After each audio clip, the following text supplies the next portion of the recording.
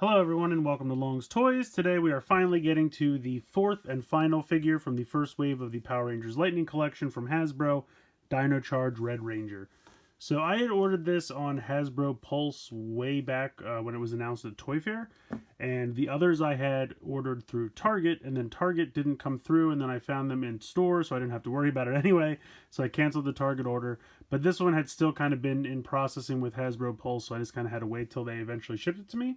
But hey, it's finally here, and so I can go ahead and review it for you guys, although by this point you've probably seen a video somewhere else. But hey, hopefully you'll stick around and check this one out. So first off, love the packaging. The artwork is really cool. I recently saw a picture where someone took a bunch of these in store and put this one like this, and then put a second one right next to it so that you actually got to see the full picture like completely flush. And I thought that was a really cool idea, and it looked really neat. But yeah, absolutely love this style of artwork, and I hope it continues for this line of toys because it just looks really, really cool.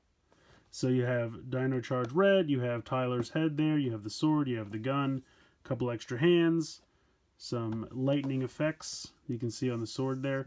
I gotta be honest, the lightning effects don't do much for me.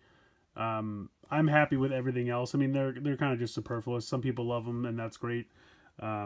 Obviously them being included doesn't hurt anything else, so it doesn't bother me. They just, I don't know. I don't remember like that actually happening in the show, but I guess because like sometimes they power up and do various things. In any case, oh, I just noticed that the artwork actually goes around to the back as well, because here's his shoulder pad.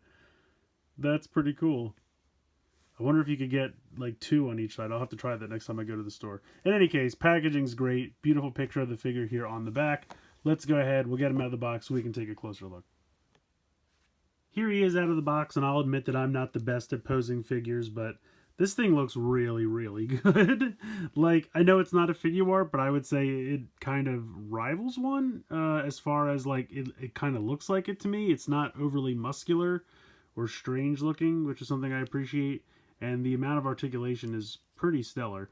So if you've seen my first video, he's got pretty much all the same articulation points that the other figures have. He's got the ball joint and the hinge in the neck. He's got the joint, which is very tight in the shoulder, as well as the whole swivel of the shoulder, as well as the actual swivel of the shoulder joint itself. Then you have a bicep swivel, double jointed elbow. You have the swivel at the wrist, as well as the hinge in the wrist. And you do have some extra hands that you can switch out. He's got kind of a karate chop hand, and then just a normal fist. So those are two alternate hands that you can sub in. He does have that kind of movable joint there in the torso, as well as an ab crunch. And then you can see the belt is a little movable. It's not affixed in place. It just kind of goes over that ab crunch there. You can kick forward. You can kick out to the side. He does have a butt flap, so he can't kick backwards. But then he's got really tight thigh swivel. He's got double knee joint. I almost said elbow again, but it's a knee joint. And then he's got a boot cuff swivel. And then he's got the typical kind of... and these joints are really tight.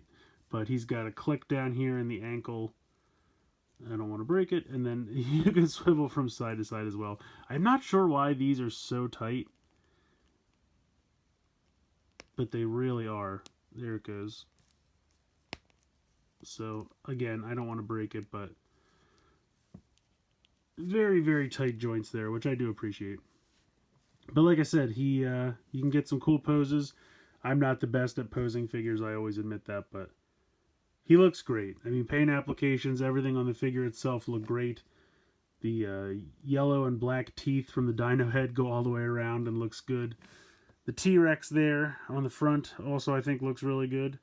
The silver paint looks nice. Belt buckle looks great. Helmet looks really good. So I really have no complaints with how the figure looks. As far as the accessories go, you can see he's got the Gabu revolver, aka Dino Charge Morpher, I think it's just called. It's weird though. On this side, it's got nice paint applications here and here. This little bit of black.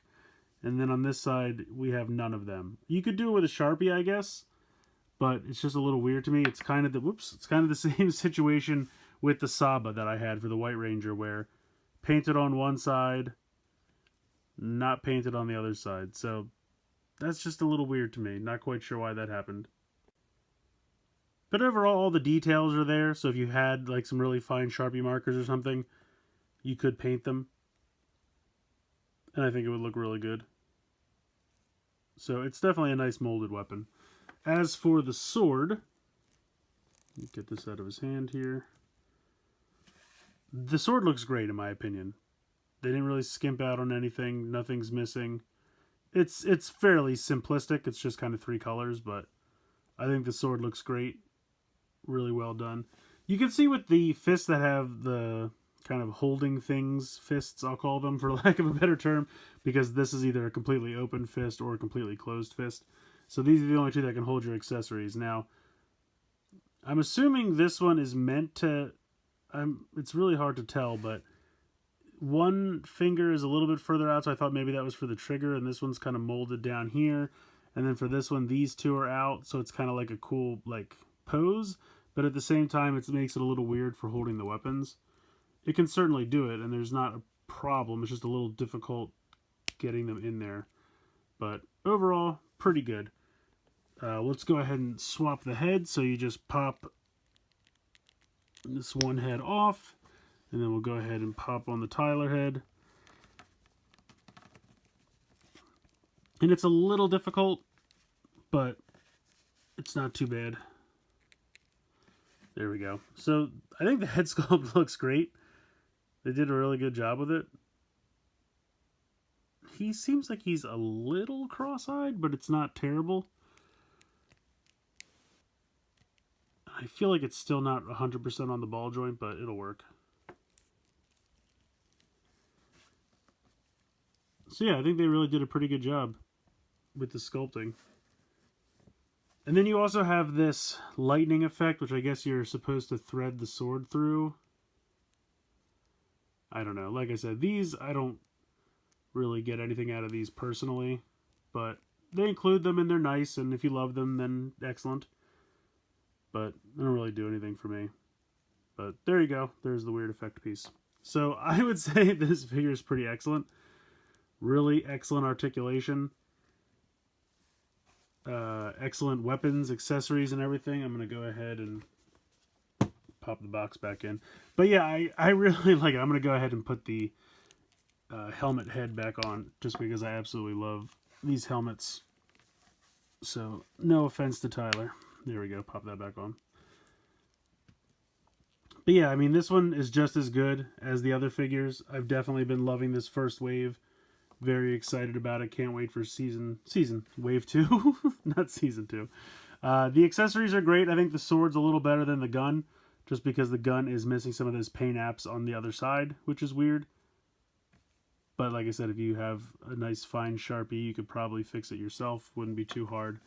The extra fists are okay, but not really that big a deal to me. You just pull the other fist out, pop this one in. And the civilian head, I think they did a really nice job. I think they did a really nice sculpt. Like I said, something about the eyes are just a little off, but the rest of the face looks great. The hair looks great. They really did do quite a nice job with these. So I have to applaud them for that. But yeah, I definitely recommend picking this guy up, especially if you have gotten the others. The whole first wave is really great. If I had to pick a favorite, I don't know, it would be difficult. This guy's really great. Shadow Ranger's really great. Lord Zed's really great. I don't know if I could pick a favorite. MMPR White might be my least favorite, but only because we've had MMPR White figures before. It's nothing wrong with the figure. It was just probably the one I was least excited about. But now that I have it, it's great. Like I said, I really can't recommend these enough. If you're a longtime Power Rangers fan, Hasbro's crushing it with these figures. The paint apps are great. The articulation's great. The civilian heads, the accessories, everything's really wonderful. So let me know what you guys think in the comments below. Please like, share, comment, subscribe. Hope you guys enjoyed this video. And as always, guys, thank you so much for watching.